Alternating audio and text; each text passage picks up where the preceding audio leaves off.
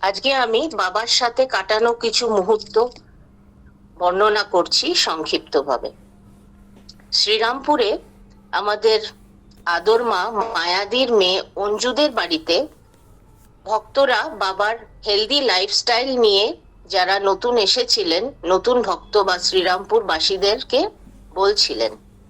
সবাই বাবার healthy lifestyle, বাবা কিভাবে চলেন, কখন ওঠেন, কি খান, এইসব কথা বর্ণনা হচ্ছিল। এমন সময় একজন অল্প বয়সী ভক্তকে বাবা বললেন যে আমার লাইফস্টাইলটা শোনো, যা ভালো লাগে সেটা তুমি ফলো করতে পারো। আমার well disciplined and well regulated লাইফের কারণেই আমার লংগেস্ট লাইফ। তোমরা ফলো করলে তোমাদেরও হবে। তখন সেই অল্প বয়সী ছেলেটি বলল যে বাবা, এত বছর বেঁচে কি হবে? প্রথমে বাবা ওর কথা শুনতে পাননি। তারপর আমাদেরই গুরু বোন তন্দ্রাদি, উনি বললেন বাবাকে যে বাবা, ও জিজ্ঞেস করছে যে এত বছর বেঁচে কি হবে। প্রশ্নটা শুনে কিছুক্ষণ নীরব থাকলেন বাবা। তারপরে বললেন, বেশি বেঁচে কি হবে? মানুষ ডিজায়ারলেস হবে। সুস্থ শরীরে বেঁচে থাকতে পারলে কামনা বাসনা অনেক কমে যাবে, আধ্যাত্মিক পথে এগোতে পারবে। ডিজায়ারলেস না হওয়া পর্যন্ত মুক্তি নাই। ডিজায়ারলেস হওয়া মানে আসক্তি শূন্য হওয়া। অনাসক্ত হয়ে মানুষ যদি থাকতে পারে, তবেই সে ঈশ্বর লাভ করতে পারবে। তখন অনাসক্ত হয়ে গেলে মানুষ যদি ঘরে থাকে বা বনের জঙ্গলে থাকে, একই ব্যাপার। এবং বেশি বয়সে মানুষের পক্ষে অনাসক্ত হওয়া খুব সহজ। তখন এই ছেলে মানুষের প্রশ্নের উত্তর দিয়ে বাবা আমাদের আধ্যাত্মিকতার গভীর তত্ত্ব কত সহজে বলে দিলেন। আমিও প্রথমে এই প্রশ্নটা শুনে একটু অবাক হয়েছিলাম, কারণ বাবার সাথে আমাদের অনেক বছরের যোগাযোগ, যাতায়াত, কিন্তু এরকম প্রশ্ন কেউ কখনো করেননি যে এতদিন বেঁচে কি হবে। কিন্তু বাবার এই উত্তরের মধ্যে যে কত গভীর তত্ত্ব লুকিয়ে আছে। সত্যিই তো, মানুষের যখন অনেক বয়স হয়ে যায়, আমাদের আমাদের টান কাদের প্রতি হয়? আমাদের মা বাবা, ছেলে মেয়ে, ভাই বোনের প্রতি তো হয়। যখন কারুর অনেক বয়স হয়ে যায়, তখন তার মা বাবা আর পৃথিবীতে থাকেন না, ওনারা চলে যান। এবং ছেলে মেয়েও তখন বড় হয়ে যায়, তারাও যে যার কাজে ব্যস্ত হয়ে পড়ে, তাদের সংসারে বা তাদের কর্মক্ষেত্রে। তখন মা বাবারও তাদের প্রতি দায়িত্ব অনেক কমে যায়। এখন সেই রকম বয়সে অবধি যদি মানুষ সুস্থ শরীরে থাকতে পারে, তাহলে তার পক্ষে ঈশ্বর চিন্তা করা, আধ্যাত্মিকতা নিয়ে থাকা অনেকটাই সহজ। শ্রীরামপুরে অঞ্জুদের বাড়িতে উৎসবের দিনে সন্ধ্যায় বাবা গুরু মানস পূজা নিয়ে বললেন, সম্পূর্ণটা উনি নিজের থেকে বললেন, এবং তারপর সকল সমাগত ভক্তদের নিয়ে বলালেন সমবেতভাবে। শ্রীরামপুরের অনেক মানুষ এলেন বাবাকে দর্শন করতে, তাদের সমস্যার কথা বাবাকে জানালেন। বাবা সকলকে আশীর্বাদ করলেন, তাদের জন্য বাবা জপ করবেন, মঙ্গল হবে তাদের, এই বললেন বাবা। এক ভক্ত বললেন, বাবা, সকালে ঘুম থেকে উঠতে পারি না, কি হবে আমার? বাবা বললেন, চিন্তা নাই, পরের জন্মে হবে। সকলের হাস্য।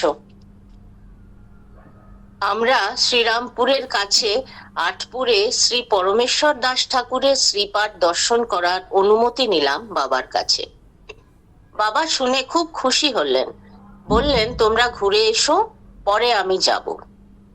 এই পরমেশ্বর দাস ঠাকুর হচ্ছেন গৌরাঙ্গ মহাপ্রভুর সময়ের, উনি নিত্যানন্দের পার্ষদ ছিলেন। মা জাহ্নবার মানসপুত্র, মা জাহ্নবা নিত্যানন্দ শক্তি, ওনার মানসপুত্র ছিলেন শ্রী শ্রী পরমেশ্বর দাস ঠাকুর। ইনি খুবই শক্তিধর ছিলেন এবং আটপুরে ওনার শ্রীপাঠ মায়ের ইচ্ছাতে, মা জাহ্নবার ইচ্ছাতে উনি সেখানে গৌর ধর্ম, বৈষ্ণব ধর্ম প্রচার করেছিলেন। আমরা শুনি, আমরা পেয়েছি যে মহাপ্রভু যখন বৃন্দাবন যাচ্ছিলেন, যখন উনি ঝাড়খণ্ডের পথ দিয়ে যাচ্ছিলেন, তখন উনি ওখানকার বাঘ ভাল্লুকদেরকে, ওখানে শেয়াল, বাঘ ভাল্লুক, বিভিন্ন বন্য জন্তুদেরকে উনি তাদের স্বরূপ জাগিয়ে দিয়েছিলেন। মহাপ্রভুকে দর্শন করে তারা নিজেদের সত্তা ভুলে গেছিল, তারা যে নিত্য কৃষ্ণ দাস, মানে জীব নিত্য কৃষ্ণ দাস, এই সত্তা তাদের জেগে গেছিল। এবং তারা একসাথে, শেয়াল, বাঘ, হরিণ, এরা একসাথে নাচ করেছিল মহাপ্রভুকে দেখে। সেটা আমরা পেয়েছি যে মহাপ্রভু জীবিত প্রাণীদেরকে নাচিয়েছিলেন ঝাড়খণ্ডের পথে। কিন্তু ইনি পরমেশ্বর দাস ঠাকুর, ওনার এত প্রতাপ দেখে, এত শক্তি দেখে অনেকেরই হিংসা হয়েছিল সেই সময় আটপুরে। তখন একজন এই ধরনেরই গ্রামের মানুষ, সে একটা শেয়ালকে, একটা মৃত শেয়ালকে পরমেশ্বর দাস ঠাকুরের বাড়ির সামনে ফেলে রেখে এসেছিল। পরদিন সকালে পরমেশ্বর দাস ঠাকুর সেই মৃত শেয়ালকে দেখে তার কানে কৃষ্ণ মন্ত্র বলেছিলেন এবং সাথে সাথে শেয়ালটি বেঁচে উঠেছিল। এবং এই দৃশ্য তখন অনেকে দেখেছেন। যারা এই কাণ্ডটা করছিলেন তারাও পেছন থেকে লুকিয়ে দেখছিলেন, তারাও অবাক যে এরকম একটা মৃত শেয়াল আমরা ফেলে এলাম, ইনি তার কানে মন্ত্র দিয়ে তাকে জাগিয়ে দিলেন। তারপরে সেই শেয়ালও নাচ করেছিল এবং সবাই মিলে নৃত্য কীর্তন হয়েছিল। বিরাট ব্যাপার একটা ঘটেছিল এই আটপুরে। আমরা বৈষ্ণব বন্দনায় পাই, পরমেশ্বর দাস ঠাকুর বন্দিব সাবধানে, শ্রীগালে লওয়ান নাম সংকীর্তন স্থানে। তো সেই আটপুরের, মানে শ্রীরামপুরের কাছে আটপুর, এখানে পরমেশ্বর দাস ঠাকুরের শ্রীপাঠ দর্শনের আমার বহু বছরের ইচ্ছে ছিল। তো বাবার পারমিশন নিয়ে সেদিন খুব সুন্দর দর্শন হয়েছিল। 3 জুলাই 2022 শ্রীরামপুরে আবার মায়াদির মেয়ে আদর মার বাড়িতে বাবা আমার মেয়ে শ্রীতমাকে ওর কলেজের কথা জিজ্ঞেস করছিলেন। বাবা পড়াশোনার, লেখাপড়ার কথা বাচ্চাদেরকে, ছেলে মেয়েদেরকে জিজ্ঞেস করতেন, তাদেরকে উৎসাহ দিতেন। তো আমার মেয়েকেও বাবা জিজ্ঞেস করলেন। মেয়ে তখন কলকাতা মেডিকেল কলেজে এমডি পড়ছে। ওখানে ওদের ব্রাঞ্চে কজন স্টুডেন্ট, কজন প্রফেসর, কদিন ক্লাস হয়, এইসব বাবা জিজ্ঞেস করছিলেন। তারপর বাবা বললেন যে আগে আমি কলকাতা এলেই কলেজ স্ট্রিটের সাইডে মেডিকেল কলেজের গেটের কাছে এসে দাঁড়িয়ে প্রণাম করতাম। মেডিকেল কলেজে অনেকগুলো, 8টা গেট আছে, তার মধ্যে কলেজ স্ট্রিটের কাছে সামনের যে গেট, সেখানে বাবা প্রায় এখানে এসে দাঁড়িয়ে বাবা প্রণাম করতেন। কারণ এখানে বাবা পড়াশোনা করেছেন, বাবার গুরুদেব এখানে পড়েছেন এবং পড়িয়েছেন। এখন আর যাওয়া হয় না বাবা বললেন। এবং নবদ্বীপে গেলেও আমি আমার স্কুলের গেটের সামনে দাঁড়িয়ে প্রণাম করি। বাবা লেখাপড়া এতই ভালোবাসতেন এবং এই পড়াশোনার জায়গাগুলোকে বাবা মন্দিরের মতন দেখতেন। বাবা কলকাতা মেডিকেল কলেজের ছাত্র ছিলেন, ওখান থেকে বাবা এমবি করেছেন 1925-এ। বাবার গুরুদেব শ্রী ওঙ্কারানন্দ গোস্বামীও মেডিকেল কলেজের ছাত্র ছিলেন এবং পরে উনি কলকাতা মেডিকেল কলেজের শিক্ষক হিসেবেও কাজ করেছেন। পরে উনি তার প্রবল বৈরাগ্যের কারণে সবকিছু ত্যাগ করে সন্ন্যাস গ্রহণ করে নবদ্বীপের নিদয়া ঘাটের কাছে একটি ছোট্ট কুটির বানিয়ে সেখানেই সাধন ভজন করেছেন। বাবা বলছিলেন আমার গুরুদেবের সেরকম বড় কিছু আশ্রম ছিল না, ছোট্ট কুটিয়া বানিয়ে উনি ভজন করেছেন।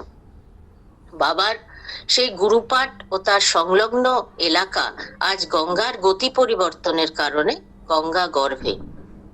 সেদিন শ্রীরামপুরে বাবা বললেন যে সবাই গুরুকরণ করে, কিন্তু গুরু ভক্তি নাই, গুরুতে অচলা ভক্তি নাই, কারণ গুরুতে তাদের মনুষ্য বুদ্ধি, তাই they are not successful in life.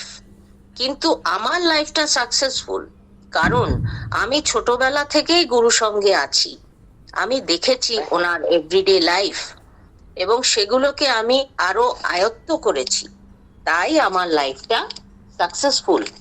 তারপর বাবার ফতুয়াটা খুললেন বাবা এবং বললেন, ওখানে যারা ছিলেন তাদের বললেন, আমার এবারে তোমরা ফটো নাও, তাহলে ভালো হবে। 126টা দেখা যাবে। 126 বছর বয়স আমার, 126 তোমার শ্রীরামপুরে কখনো আসে নাই, কখনো আসবে কিনা সন্দেহ। বাবাকে দেখেছি যখন যে কাজটা বাবা করছেন তখন পুরোপুরি তার মন ওই কাজেই বাবা ঢেলে দিয়েছেন। পুরী, নবদ্বীপ বা অন্য কোনো দানের বড় অনুষ্ঠানের আগে বাবা অন্য কোনো কথা বা কোনো কাজের দিকে মন দিতেন না, যতক্ষণ না সেই কাজটা সুষ্ঠুভাবে সম্পন্ন হচ্ছে ততক্ষণ বাবার ধ্যান জ্ঞান সেই কাজেরই মধ্যে থাকতো, কিভাবে কাজটা ভালোভাবে সম্পন্ন করা যায় তার দিকেই থাকতো। কাকে দিয়ে কোন কাজটা ভালো হবে সেটা বাবা খুব ভালোভাবেই জানতেন। অবশ্য এও ঠিক যে বাবা তার শক্তি দিয়ে যে কোনো মানুষকে দিয়ে যে কোনো কাজ করাতে পারতেন। বাবার সব প্রোগ্রামেই তাই সাকসেসফুল হতো। প্রোগ্রাম শেষ হয়ে গেলে বাবা খুব রিল্যাক্সড হয়ে যেতেন, সকলের সাথে হেসে কথাও বলতেন। বাবাকে রিল্যাক্স দেখে বাবার ভক্তরা কীর্তন নর্তন করে বাবাকেও আনন্দ দিতেন এবং নিজেরাও আনন্দিত হতেন। পুরীর দয়ানন্দ আশ্রমে দান যজ্ঞের শেষে সন্ধেবেলার এই দৃশ্য আমরা অনেকেই দেখেছি। বাবা ওনার ঘরের সামনে আসনে বসা, আর বাবার উৎসাহী ভক্তরা নাচ গান আনন্দে মেতে আছেন। বাবার কর্মে নিপুণ ভক্তরা চা সিঙ্গারা চপ মুড়ি জিলিপি ইত্যাদি পরিবেশন করছেন। এই সকল মধুর অতি মধুর স্মৃতি আমাদের সকলের হৃদয়ে চিরস্মরণীয় হয়ে থাকবে। বাবার অপ্রকট হওয়ার পর প্রথম পুরী ধনদানের অনুষ্ঠানে ডিসেম্বর 2025-এ আমরা গেছিলাম। দেখলাম ভক্তদের উৎসাহে কোনো রকম ভাটা পড়েনি। বাবার শক্তিতে সকলে আজও সমান শক্তিমান। পুরীর আর্যকান্ত দা ও ঝিমলিদি সমান উৎসাহের সাথে খুব সুন্দরভাবে অনুষ্ঠান অর্গানাইজ করেছেন। বাবার এই পুরীর মা ও পুরীর বাবাকে আমি অন্তর থেকে শ্রদ্ধা জানাই। মনে পড়ছে একবার নবদ্বীপের দানের দিন, তখন সবকিছু দান হয়ে গেছে। বাবা 500 টাকা সবাইকে দিচ্ছেন ভক্তদের হাত দিয়ে। সবাই এক এক করে টাকা নিয়ে ভজনাশ্রম থেকে বাইরে বেরিয়ে যাচ্ছেন। বাবা একটা উঁচু বেদির উপর বসে দানটা দেখছেন। সেই সময় হঠাৎ কয়েকজন ভক্ত নারায়ণ বন্দনা গাইতে আরম্ভ করলেন। বাবা তখন একটু ক্রুদ্ধ হয়ে একটু কড়া স্বরেই তাদের নারায়ণ বন্দনা থামাতে বললেন। তার মানে এখন দান হচ্ছে, শুধু দানটাই হোক, এটা নারায়ণ বন্দনার সময় নয়। তার মানে যখন যেটা করব পুরোপুরি ফোকাসড হয়ে আনডিভাইডেড অ্যাটেনশন দিয়ে সেটাই করব, এটাই বাবার শিক্ষা। একটা টাইম 3-4টে কাজ একসাথে না করে একটা একটা করে পুরোপুরি ফোকাসড হয়ে করাই উচিত, তাহলেই কাজের কোয়ালিটিটা অনেক অনেক ভালো হবে।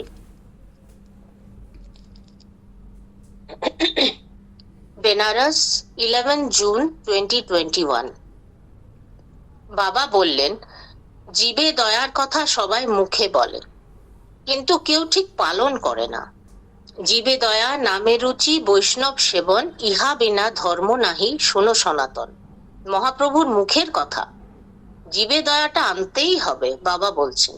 জীবে দয়া করতে করতে নামে রুচি আসবে, তারপর হবে ঠিক ঠিক বৈষ্ণব সেবা। আর আমি কারো দোষ দেখবো না, বাবা বলছেন আমি কারো দোষ দেখবো না। বাবা এই আমি দোষ দেখবো না বলে আমাদের বাবা শিক্ষা দিচ্ছেন যে বাবা তো কারোর দোষ দেখেনি না।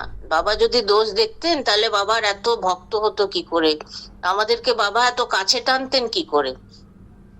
আমরা তো এক একজন এক একটা দোষের খনি। যাই হোক, বাবা বলছেন আমি কারো দোষ দেখবো না, অন্যের দোষ দেখে আমার লাভ নেই, আরো ক্ষতি আছে। বাবা বললেন, যার হৃদয়ে হরির সর্বদা বাস তার নিত্যই উৎসব। আমার এখানে তাই উৎসব নিত্যই লেগে থাকে, বাবা বললেন। আবার বাবা আমার মেয়ে শ্রীতমাকে বললেন যে এখন ঘরে ঘরে ডায়াবেটিস হচ্ছে, তুমি তোমার এমডিটা কমপ্লিট করে ডায়াবেটিসের উপর একটা কোর্স করে নিও, এটা তোমার এক্সট্রা কোয়ালিফিকেশন হবে। বাবার কথা মতো মেয়ে তো এমডি কমপ্লিট করলো মেডিকেল কলেজ থেকে, তারপরে ও royal college of physicians London থেকে ডায়াবেটিসের উপর একটা কোর্স করলো। আশ্চর্যের ব্যাপার হলো যে যেই দিন এই ডায়াবেটিসের সার্টিফিকেটটা ও পেলো, তার পরদিনই আমাদের ডক্টর শর্মিলা সিনহা, বাবার স্নেহধন্যা মাসি, উনি শ্রীতমাকে জানালেন যে উনি হাউ টু ইরাডিকেট ডায়াবেটিস এই হেডিং এ বাবারই ইচ্ছা এবং বাবারই আশীর্বাদে একটা বই লিখবেন, এবং এই বইয়ে শ্রীতমা কোনো চ্যাপ্টার লিখবে কিনা। এই বলে মাসির একটা ফোন এলো। শ্রীতমা বুঝলো যে বাবা আগে থেকেই জানতেন তাই ওকে দিয়ে বাবা ডায়াবেটিসের কোর্সটা করিয়ে রেখেছেন। অনেক আগেই বাবা এই কথাটা বলেছিলেন। তাই মাসিকে বাবা সুযোগ, মানে মাসির দ্বারা বাবা রাইকে, আমার মেয়েকে সুযোগ দিচ্ছেন যে এই বইয়ে একটা চ্যাপ্টার লেখার। কাজেই মানে এটা একটা অদ্ভুত ব্যাপার। এবং শ্রীতমা তো মাসির কথা শুনে আনন্দে আত্মহারা, যে এত অল্প বয়সে মাসির মতন এত উচ্চ শিক্ষিত এবং বিলেতে প্রতিষ্ঠিত লন্ডন বেসড একজন ডাক্তারের বইয়ে চ্যাপ্টার লেখার সুযোগ পাওয়া কেবলমাত্র গুরু কৃপা ও মাসির অকৃত্রিম ভালোবাসার কারণেই হলো। তারপরে এই বইটা how to eradicate diabetes Amazon number 1 best seller ছিল অনেক দিন মেডিসিন ক্যাটেগরিতে। এই বইটা আপনারা হয়তো অনেকেই দেখেছেন। এটা সত্যি মাসির লিখেছেন, ওনার হাজবেন্ডও এতে আছেন, আমার মেয়ে এবং আরেকজন ডায়েটিশিয়ান নিয়ে এই বইটা। এটা অসাধারণ, বাবারই কৃপায় মাসি লিখেছেন এবং এটা ফলো করলে সকলের লাভ হবে। বাবা বলেছিলেন যে ঘরে ঘরে diabetes, how to eradicate, eradicate is a strong word. মানে কেউ বলছে না যে ডায়াবেটিস কে সারানো যায়, ডায়াবেটিস কে কন্ট্রোল করা যায়, কিওর করা যায় না, এটাই সবাই বলে। কিন্তু বাবা বললেন যে এরকম হেডিং দিতে মাসিকে, তাই হাউ টু ইরাডিকেট ডায়াবেটিস। এই বইটা আমার মনে হয় সকলেরই এটা পড়লে লাভ হবে।